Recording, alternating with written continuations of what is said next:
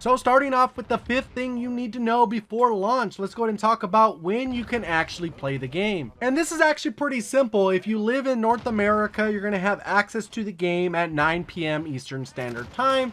Anywhere else you live in the world, you'll essentially be able to get access to the game at midnight your time. And regardless of how you decided to purchase your game, there will be a day one update. And the early word on that is that update is somewhere around 10 to 15 gigabytes. So now that we know when we can play it, when can you actually preload the game? And the game is actually available to preload if you bought it digitally, whether it's on PlayStation, Xbox, or PC, and that's currently live. So if you're in the PlayStation Store, the Xbox Marketplace, or Battle.net, you should be able to download the game. It'll have multiple files, and it should be somewhere between 60 and 100 gigabytes. So you definitely want to get started on that now if you have a little bit slower internet. So the second thing that's really important to know before launch is that crossplay is automatically enabled. So when you go ahead and play, it's going to be input based. So if you play with the controller on PC, you're going to be match made with other people that are using controller on Xbox and PlayStation. You use keyboard and mouse, it'll go ahead and pair you off with other keyboard and mouse users. And this is probably one of the best features that they actually brought to Modern Warfare, which we've been asking for quite a while. But on top of that, they went ahead and added cross save and cross progression,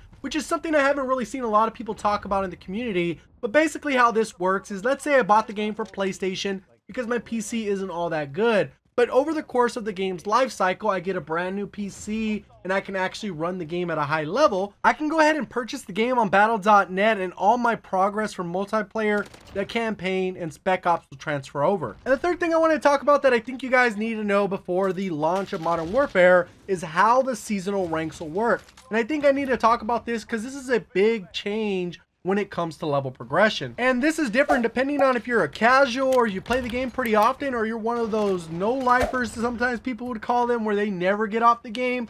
The progression is going to be a little bit different than we're used to. And overall, I think this is going to be an amazing change as a whole, because what would happen in previous Call of Duties, there's casual players that would slowly reach level 55, and they would really debate prestiging because, one, maybe they don't play the game a ton and they don't want to have to start back at level 1 prestige 1. But this time around, you're going to level up from level 1 all the way up to level 55, and then you'll be thrown into what are called seasonal officer ranks that go from level 1 up to 100. And at the start of the next season, you'll just go back to officer rank level 1 and you'll be level 55, because that will never change. Meaning that once you unlock all the different items within the game at that level 55 mark, you'll never have to go back to level 1 prestige 1, which will encourage you to play more often, because you're not going to lose all that progress. So the fourth thing that I think is important to know before the launch of Modern Warfare is how they've gone ahead and changed the overall DLC and microtransaction system. In terms of DLC content, as far as the maps, the missions, the operations,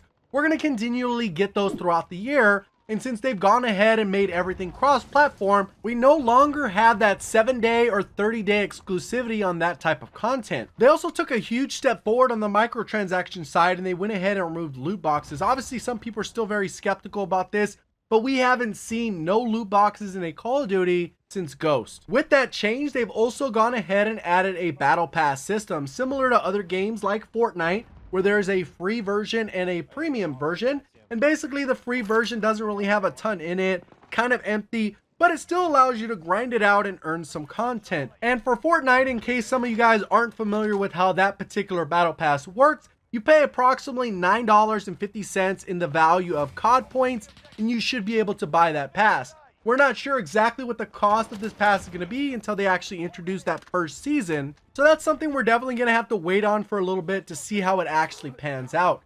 But what that does tell us is there's probably going to be a black market or some type of in-game store. And the same way that Fortnite does it, they're going to continually cycle through items that you'll be able to purchase with COD points.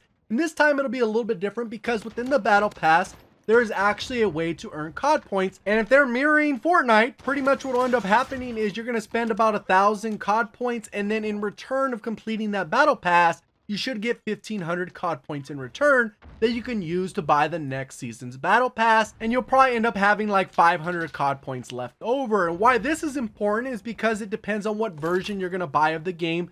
You want a discounted rate on COD points. Since DLC is completely free, what you're able to do is buy a higher tier of the game, which will automatically come with COD points at a discounted rate, which you can use to buy your battle pass throughout the entire year. So it's kind of like you're getting the season pass in an alternative way. And that's going to bring us to the fifth thing that I think you need to know before the launch of Modern Warfare, and that is everyone gets Spec Ops. Let me go ahead and elaborate on this a little bit further. Spec Ops is broken into 3 sections.